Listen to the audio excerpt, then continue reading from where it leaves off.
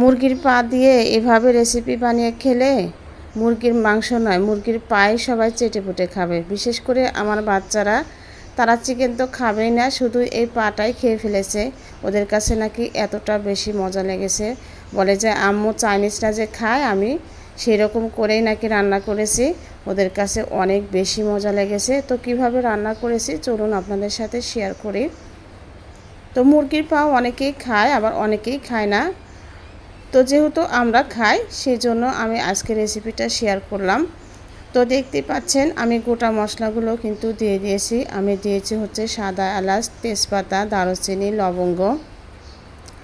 তো সব কিছু দিয়ে দেওয়ার পরে আমি দিয়ে দিয়েছি হচ্ছে প্রায় হাফ কাপের মতো পেঁয়াজ, দিলাম হচ্ছে আদা বাটা 1 চামচ, রসুন বাটা দিয়েছি আমি 1 টেবিল চামচের মতো, আর দিয়েছি আমি কাঁচামরিচ 5-6টা।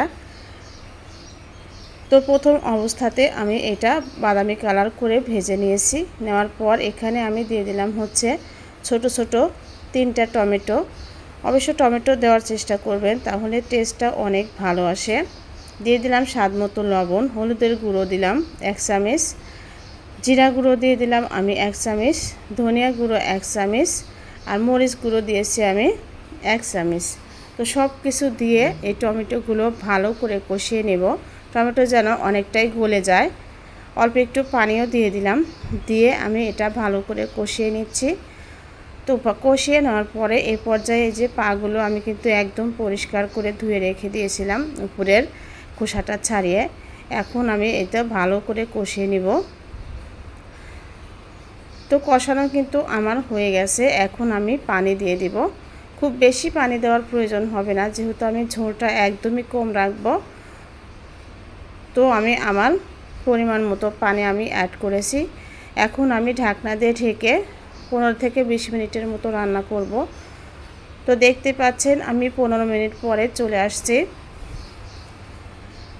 তো আবারও নেড়েচেড়ে লবণ টবণ দেখে আমি কিন্তু ঢাকনা দিয়ে ঢেকে আবার 5 মিনিট রান্না করেছিলাম। আমার রান্নাটা কিন্তু শেষ হয়ে গেছে। দেখতেই পাচ্ছেন কতটা লোভনীয় হয়েছে। ঝোলটা খেতেও কিন্তু অনেক বেশি মজা। একবার হলেও এভাবে ট্রাই করবেন। আমার ভিডিওটা ভালো লাগলে অন্যকে দেখার সুযোগ করে দিবেন শেয়ার করে।